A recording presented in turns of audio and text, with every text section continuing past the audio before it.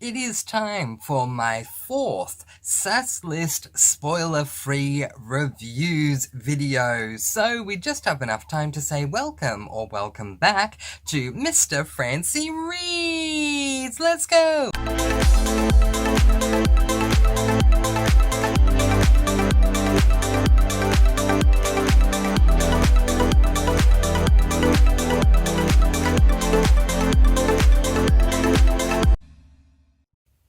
Yes, hello, and welcome or welcome back to Mr. Francy Reads. I am so happy you were able to join me again today, or if it's your first time, welcome. Of course, if you are joining me again today, welcome back. So, as per usual, if you have seen my past videos, today I am going to be discussing 3 series that I completed in 2024. Now, to qualify for this list, I don't need to have started them in 2024, but I need to have completed or gotten up to date with them in 2024. Alright, we're going to jump right in because I have a lot to discuss with all of these series, 2 of them having many books, so let's jump right on in. The first series we are going to be discussing today is the Amish Matchmaker series by Amanda Flower. At this stage there are 5 books in the series and I have read all of them. The first book is Matchmaking Can Be Murder. The second book is Courting Can Be Killer. The third book is Marriage Can Be Mischief. The fourth book is Honeymoons Can Be Hazardous. And the fifth book is Dating Can Be Deadly. Going to hold this book up while I do the review because this is my favourite of the covers. So, a basic premise to start with. In this series, it's an adult cozy mystery series by the wonderful... Where is she? There she is, Amanda Flower. Okay, so in this series we follow an Amish woman by the name of Millie who is a matchmaker. We learn very early on in book number 1 that, so it's not a spoiler for you, that she has the ability to match people romantically and work out who's a good match for everyone. In book 1, we also meet Lois, Millie's former best friend. They have reconnected and they solve mysteries together throughout the course of the series. It is also important, which is set in Harvest, Ohio, which is an Amish country town, and or Amish country area. And yeah.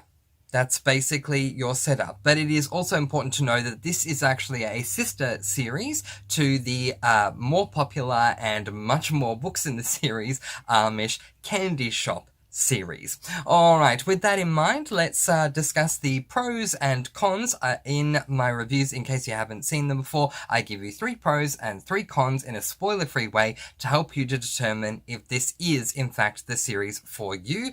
I always start with con number 1, then move on to pro number 1, and so on and so forth. I start with my cons because it's always better to end on a pro. Let's jump right in.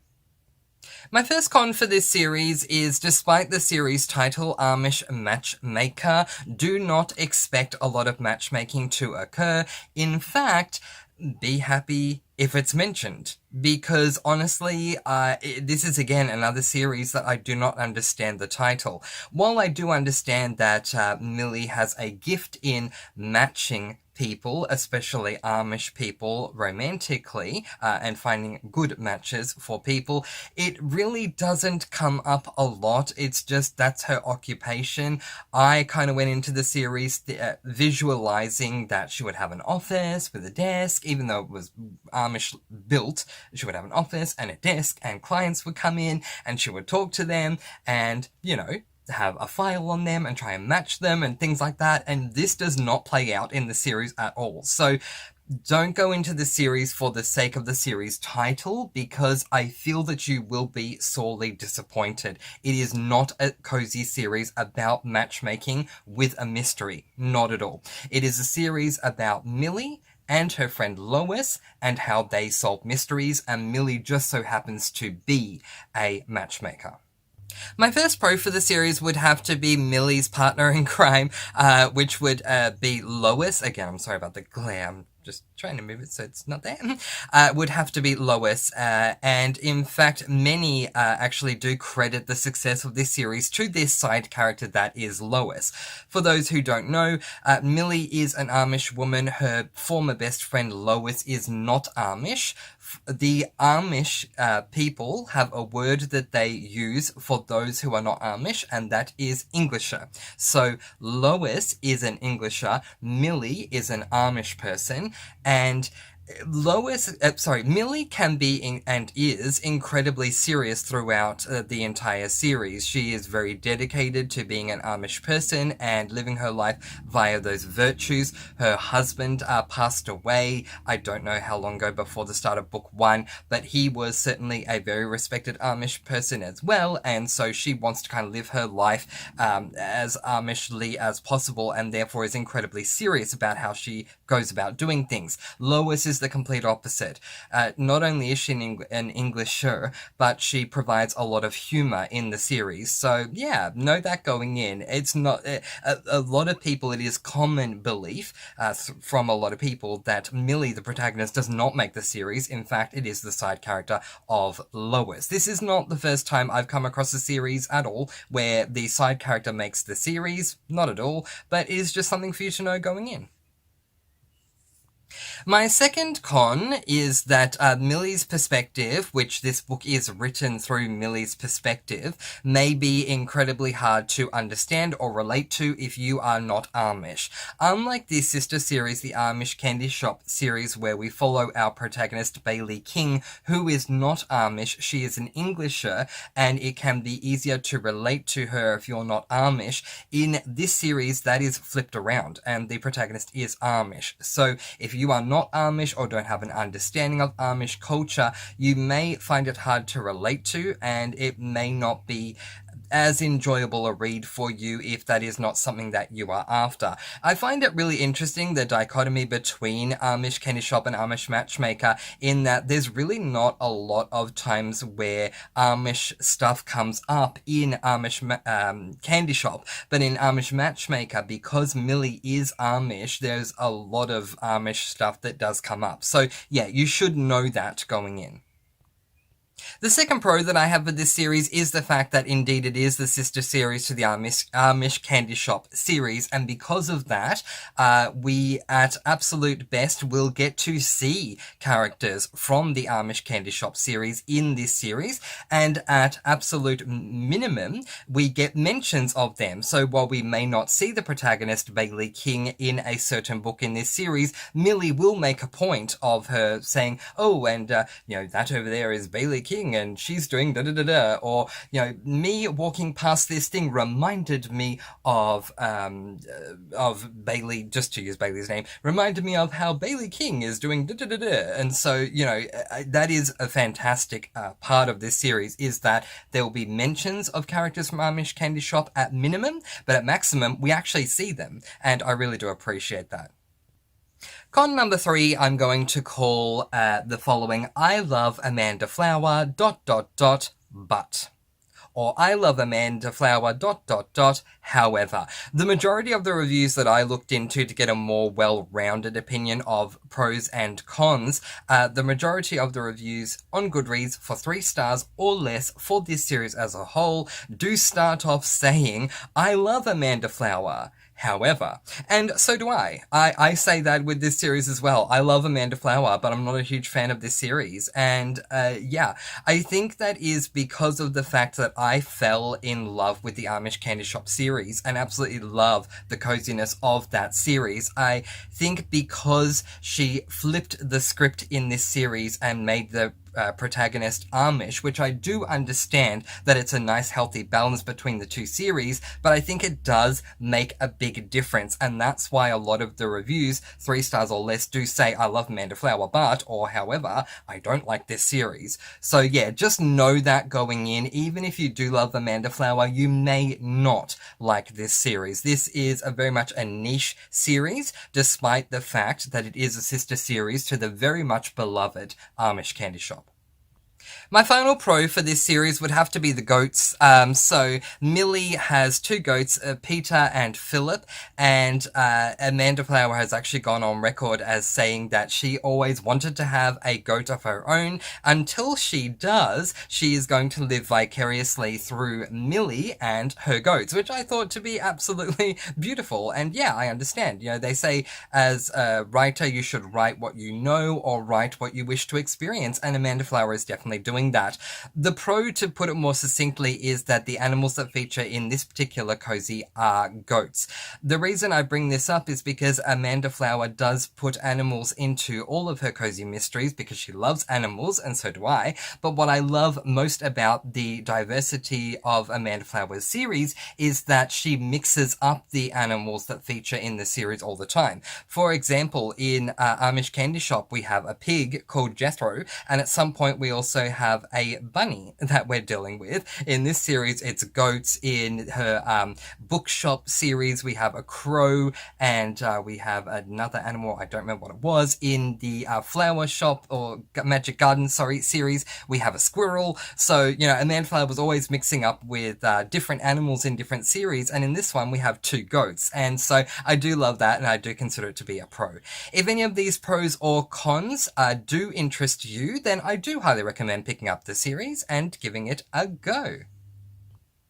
The next series I'm going to talk to you about is the Famous Five series by Enid Blyton. This is a middle grade classic series, and there are 21 books in this series, so let's try and get through this as quickly as possible. Book 1 is 5 on a Treasure Island.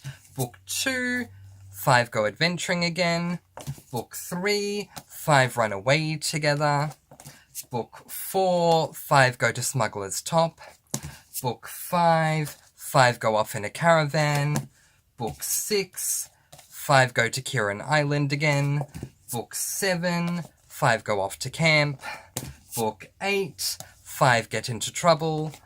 Book 9, 5 Fall into Adventure. Book 10, 5 Go on a Hike Together. Book 11, 5 Have a Wonderful Time. Book 12, 5 Go Down to the Sea. Book 13, 5 Go to Mystery Moor.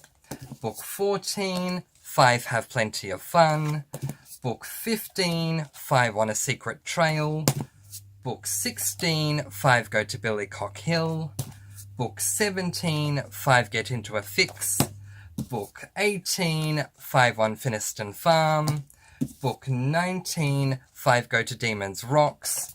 Book 20, 5 Have a Mystery to Solve. And Book 21, 5 Are Together Again. Holding up Book 1 to represent the entire series as a whole, the premise of this series is that we follow 5 beings. Julian, Dick, Anne, their cousin Georgina, who prefers to be called George, and her dog, whose name is Timmy. Every single time their school breaks up and goes on holidays or vacation, whatever you want to call it, the 5 come together and they solve a mystery in every single book. So let's get into the pros and cons to help you to determine if this is the right series for you. Truth be known, I had to actually scour a ton of reviews on Goodreads to find cons for this series. I had one in mind that I did want to discuss personally, and that will be my third con, but for the other two, I needed to go looking. Con number 1 for this series that I discovered that other people were commenting on was the sexism in this series. Look, the series is a classic series. Let's see if we can find the original publishing date. 1942. So, it's tough to sit here and say it's a classic, so it makes sense, it's a reflection of the times, because then there are other people who say, but no, that's no excuse. Look, at the end of the day, with classic books, I kind of give some leniency because things were different back then. And so, you know, the idea of a self-empowered, self-motivated woman, for example, wasn't something that was a thing back then. So, you know, it was the the whole stereotypical idea of a man and woman get married. The woman spends her time in the home, taking care of the home, being, a homemaker, basically.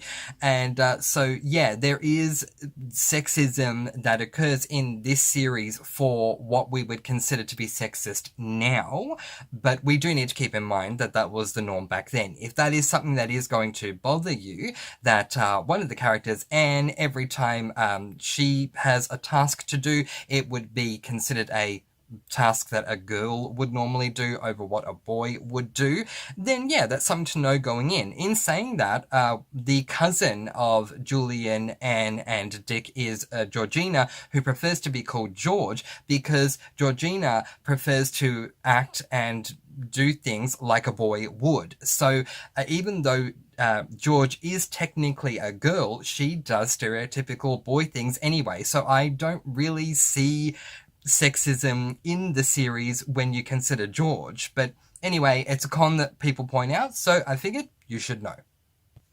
My first pro is that the five themselves are all amazing individual characters who complement each other's abilities when they are together. Now, let's quickly unpack that. So, all of the five, including Timmy the dog, they all have their own different personalities, different attributes, different pros, different cons. When they come together, it works. So, for example, Julian, who is the oldest, takes charge of everything because he is the oldest. That does make sense. So the youngest, who is Anne, needs someone to be in charge, so that works for her, if that makes sense. While the boys and George are more than happy to work at putting up a tent if they're going to be camping out for the night, Anne is going to cook them dinner, and they need each other for those reasons. Anne needs the boys to put up the tent, the boys need Anne to cook the meal. So, they all kind of come together in all those different ways. Even when it comes to solving mysteries, Anne is a lot more kind than the others can be at times. For example, George can be very abrupt, so if they need to talk to someone and try and be a little subtle, Anne would be the best way to go about it. It's good that she's there. If they need someone to jump right in and deal with something no matter what, George is always up for it, If they're ever in a fix or a spot of danger, Timmy is there to help make sure that everything's going to be okay and that no one harms them. So, they complement each other really well. The second con, again, this is something that I got from reviews on Goodreads, so take it with a grain of salt, is that it is a series written for children. I really am trying to stay neutral when I say this con and not roll my eyes. I really want to say, well, duh, it's a middle grade series. There were a lot of complaints about how childish the series is. And all I could think is, well, yeah, it's a middle grade. And, I am someone who goes into every single book I read blind, with the exception of knowing the age rating and the genre, because I want to know what to expect. So, therefore, because it is an implied con for others, know that going in, it is a middle grade series. So it is a series that is written with a target audience of children.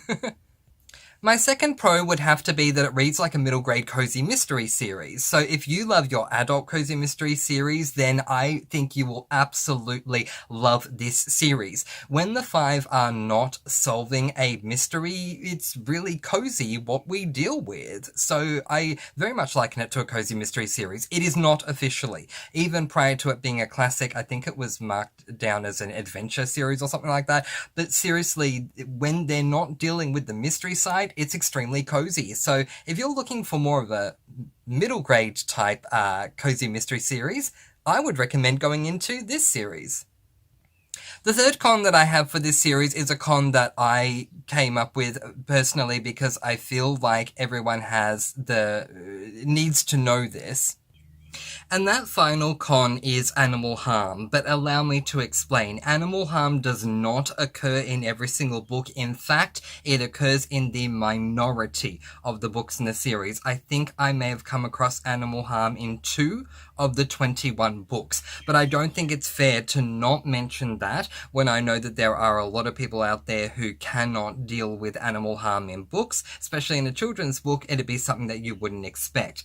If you're interested in reading this series but don't want to read the animal harm, feel free to comment below and let me know, or hit me up on the Discord and I will be more than happy to let you know which are the 2 books that have animal harm, so you can just skip those ones. But yeah, just know that going in, there are 2 books that have animal harm. The final pro I have for this series as a whole is just 2 words: secret passages. Anytime and every time Enid Blyton has an opportunity to reveal a secret passage, she does. This adds to the excitement of the series as a whole and brings about excitement every time it happens in a book. Now, it doesn't happen in every book, which I think is also a pro, because if it did, it would become rather stale. So it probably happens in about half of them, that there's a secret passage that's discovered some way, somehow, and it is always very exciting every time it does happen. If any of this interests you, I highly recommend picking up The Famous Five. Look, yeah, keep in mind the cons. If the cons aren't for you, maybe the series is not for you, but if you're okay with the cons and if the pros sound amazing, I really cannot highly recommend the series enough. Famous Five by Enid Blyton, just a wonderful series as a whole. The final series I'm going to be talking to you about today is the Zodiac Academy series, written by Suzanne Valenti and Caroline Peckham. This is, technically speaking, a new adult, although I call it adult, fantasy series, and yeah, let's get right into the premise. I'm going to keep the premise as spoiler-free as I possibly can by simply saying this. In this series, we follow a bunch of fae who end up going to a school to learn all about their magical abilities and everything that it means to live in Solaria. That's all I'm going to give you, because I want you to go in blind and experience the series for yourself. That is all that I would need to know if it was being recommended to me. We have people, well, fae in this case, who have magical abilities. They go to school to learn about it. Heck yeah, sign me up. So I'm just going to leave it at that. If you want more, obviously you can go over to Goodreads and see more over there. All right, let's jump into our first con. Nope. First of all, I'm actually going to show you all the books. So, book 0.5, I've been holding this whole time, Origins of an Academy Bully. Book 1, The Awakening. Book 1.5, As Told by the Boys. Book 2, Ruthless Fae. Book 3, The Reckoning. Book 4, Shadow Princess. Book 5, Cursed Fates. Book 5.5, The Big A.S.S. Party. Book 6, Fated Throne. Book 7, Heartless Sky. Book 8, Sorrow and Starsight. I keep saying that, it's Sorrow and Starlight, sorry. Book 8.5, Beyond the Veil. And it wraps up with Book 9, Restless Stars. Alright, I'm going to hold up this book to represent the series, and I really couldn't start off my con section without saying con number 1 would have to be bullying. Yeah, so a lot of people call this series a bullying romance, and I'm going to unpack that in a later pro or con, but for now, I'm just going to touch upon the bullying itself. Yeah, there is bullying that does occur, and it's not always easy to deal with. In saying that, it does get better. This is the type of series which I've experienced many times where you kind of go, okay, book 1 was really hard to read because of the bullying, book 2 was hard to read because of the bullying, but it gets better from book 3 onwards. If you can handle that, yay. If you can't, then I would highly recommend checking out a spoiler review or something like that, a spoiler summary of books 1, 1.5, and 2, and then jump into book 3. Because I'm not saying that there isn't bullying in book 3, there is, but it is significantly less, and I don't want you thinking this whole series is bullying, because it's not. That would be the wrong way to put it. But the bullying is rather harsh in those books, books 1, 1.5, and 2, so know that going in. My first pro has to be the world building, and I need to sit on my hands metaphorically and do as much as I can not to spoil. All I'm going to say, as I said in the premise, is we follow Fae, who end up going to a school to learn all about their magical abilities and what it means to be a Fae in Solaria. Solaria is the world that we're in this series, and there is so much to unpack, and I feel that Caroline Peckham and Susan Valenti did an amazing job with their world building. There is always something to learn. Some people viewed this as a con. I went through some reviews just to, impartialize myself, I guess, and some people were saying there's way too much to learn and blah blah blah blah. Yeah, I love that. I love world building. So if you're a fan of world building, you will get it absolutely in this series. There is so much to learn. Perceived con number 2 has to be the spiciness level. It is a 10 out of 10 spicy series. I'm not saying that all we deal with is spice, because that is not true. In every book we may have 5 to 10% of the book be spice, but that spice in and of itself is absolutely 10 out of 10 spice. It is incredibly descriptive, it is not, it's incredibly 10 out of 10. So just be mindful of that.